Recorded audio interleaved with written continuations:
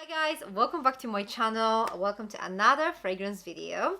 And since I decluttered my fragrances recently, I feel like fully justified with buying a couple more fragrances. So obviously this time I purchased some fragrances that are quite autumnal. At least I find them autumnal. And yeah, there are 4 of them. And I'm going to show you them one by one, so let's just jump in. So the first fragrance I'd like to talk about is Dolce Gabbana, The Only One Too.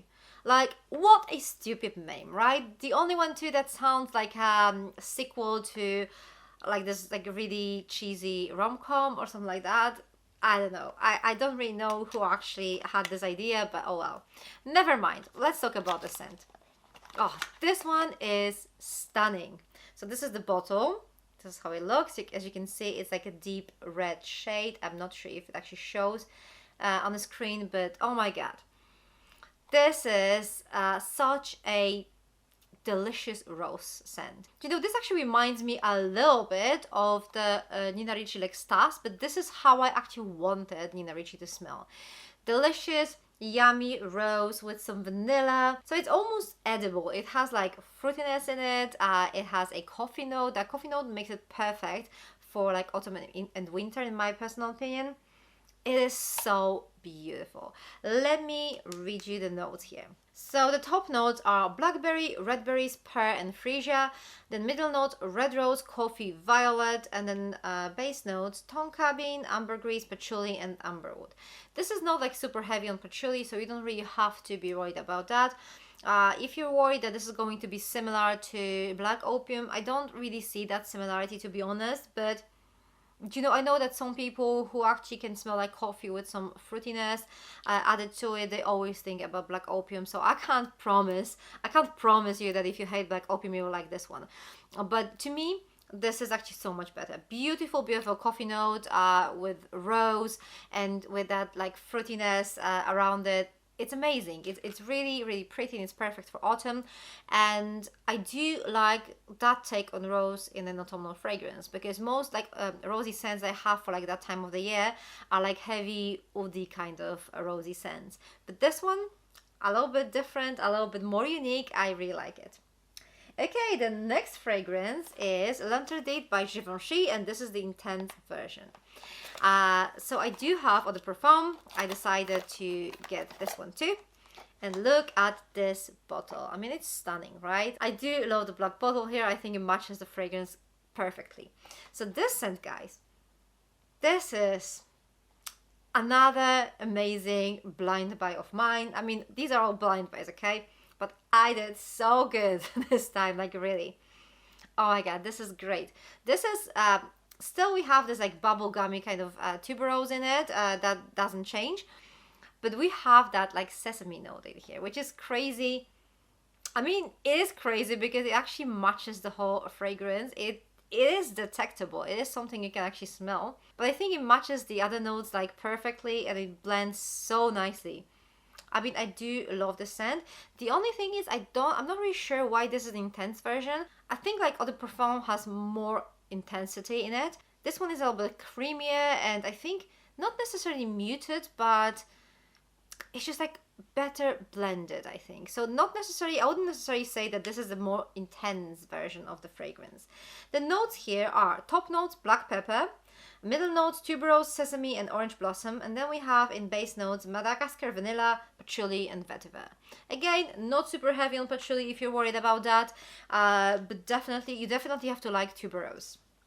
Alright, 2 more to go. So the next one is Versace Cristal Noir, and this is the Eau de Parfum. So here's the thing about this fragrance. I bought the Eau de Toilette like ages ago. I mean, not like ages, but maybe like 2 years ago or something like that. And I really liked it. But there were people talking about this beautiful coconut, creamy coconut note in there, and I could not really smell it. I mean, there was something that I would describe as a desiccated kind of coconut thing, but that was pretty much it for me. And also there was no coconut in the notes, right? I mean, there's no coconut in there. There is a cashmere note though that kind of gives this like almost dry coconutty note. So that was, you know, easy to explain. But then I figured out that there is this Eau de Parfum version too, which actually contains like a proper coconut. And let me tell you, yes, This is the coconutty one. So if you're crazy about your creamy coconut, Eau de Parfum is the one to get, okay? Eau de Toilette has more of this like desiccated coconut vibe, which is not coconut but cashmeran. Okay, this one definitely a little bit more spicy in the opening, but the dry down is dreamy. It's like super creamy, delicious coconut. I just can't stop smelling. Out of these two, Eau de Parfum and Eau de Toilette, I would definitely choose Eau de Parfum. It's much more up my alley. It's just delicious, but I think both fragrances are actually quite similar, so you don't necessarily need both of them in your collection. This one is just a little bit creamier and a little bit more coconutty. So the top notes are pepper, ginger, and cardamom.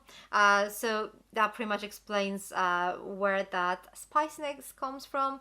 The middle notes, coconut, gardenia, orange blossom, and peony. And then base notes, sandalwood, musk, and amber. So this one, definitely a winner, like another good one. And yeah, I mean, the next one will be good too. So, spoiler. But yeah, I think I did really, really great. I don't really sound very modest in this video, but I'm like super happy with what I actually got. Okay, the last one is this. This is Guerlain Black Perfecto by La Petite Robe Noire. So this is not a new scent. I mean, most of these fragrances are actually not very new, but they're new to me. So that's what's important. And this fragrance, guys, is La Petite Robe Noire with an autumnal twist. Definitely. It's not as sweet. It's not as kind of like watery.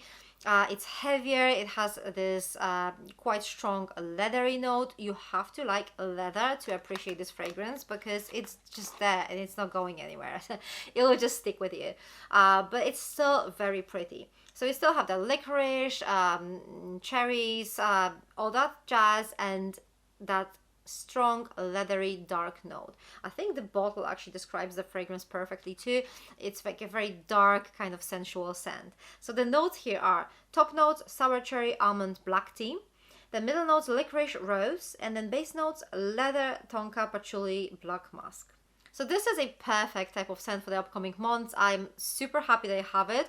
I think, you know, with La Petite Robe Noire, there are actually many fragrances that you can actually wear all year round. I think that kind of fruitiness that you find there is very like, very matching to pretty much any season.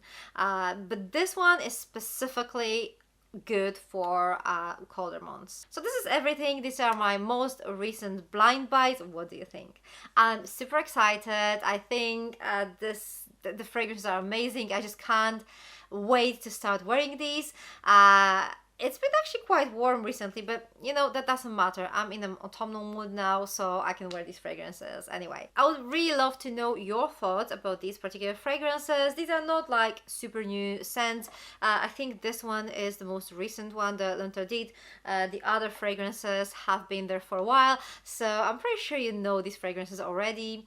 If you do, please let me know down in the comments below what you think about them. And if you haven't really tried them, let me know which ones you might actually want to try.